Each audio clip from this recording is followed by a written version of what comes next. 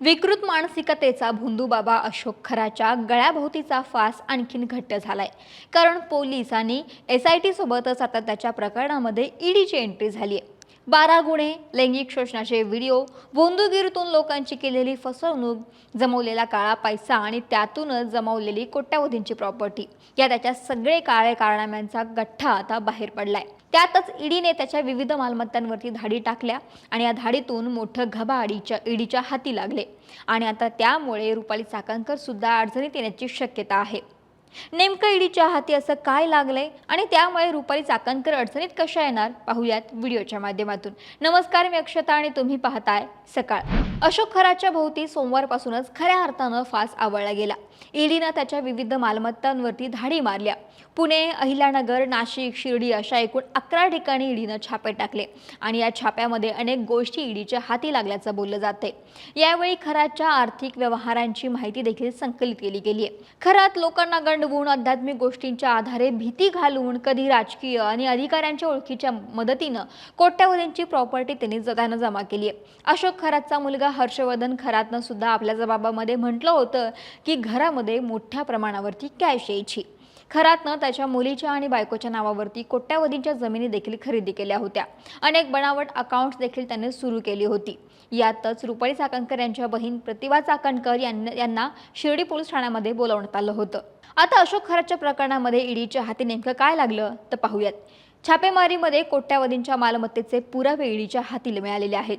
खराशी संबंधित एका व्यक्तीच्या घरामध्ये 42 लाखांची रोख रक्कम जप्त करण्यात आली आहे. यासोबतच ईडीने अशोक खराची 2,50,00,000 बँकेतील रक्कम गोठवली आहे. तसेच ईडीकडून अशोक खराची एक मर्सिडीज बेन्झ कारही जप्त करण्यात आली आहे. अशोक खराच्या जवळपास 10 कोटींच्या मालमत्तेची कागदपत्रांच्या आधारे ओळख पटली आहे. एवढंच नाही, ईडीनं सोमवारी नाशिकमध्ये 5 तर शिर्डी आणि पुण्यात असे एकूण 11 ठिकाणी छापेमारी केली आहे.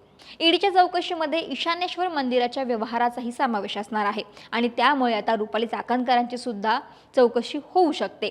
कारण अशोक खराच्या संपर्कात आलेल्या शासकीय अधिकारी आणि राजकीय नेत्यांचा मंदिराच्या देणग्यांसाठी उपयोग केला होता. मिरगाव येथील ईशानेश्वर मंदिरासाठी मोठ्या प्रमाणावरती देणग्या जमा झाल्या होत्या. त्याचे स्रोत ईडीकडून तपासले जाण्याची शक्यता आहे. राज्य महिला आयोगाच्या माजी अध्यक्ष रुपाली चाकणकर कॅप्टन खरात प्रकरणाने आधीच चर्चेत आले आहेत.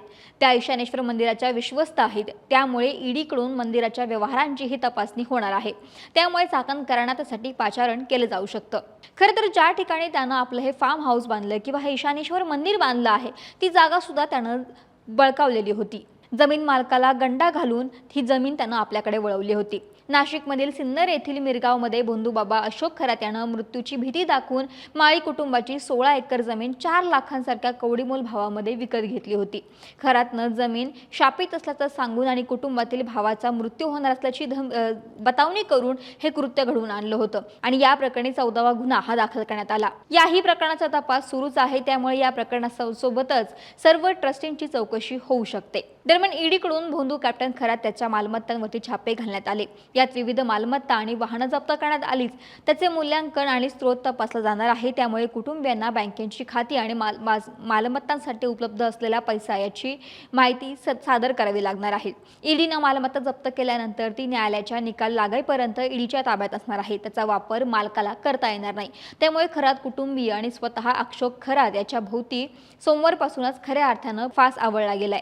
सोमवारी ईडीकडून करण्यात आलेल्या कारवाईमध्ये खराचं नाशिक शहरातील घर तसेच मिरगाव येथील फार्म हाऊस सील करण्यात आलं. शिर्डी येथील जगदंबा पतसंस्थेमध्ये उघडण्यात आलेल्या खात्यांचीही ईडीकडून तपासणी होणार आहेत.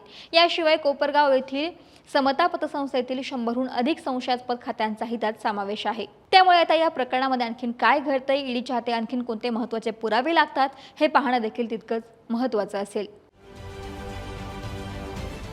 महाराष्ट्रातील सर्व बातम्यांचे विश्वासार्ह व्यासपीठ. सकाळच्या सर्व सोशल मीडिया प्लॅटफॉर्मला लाईक, फॉलो आणि सबस्क्राईब करा. तसंच सर्व नोटिफिकेशनसाठी बेल आयकॉन प्रेस करायला विसरू नका.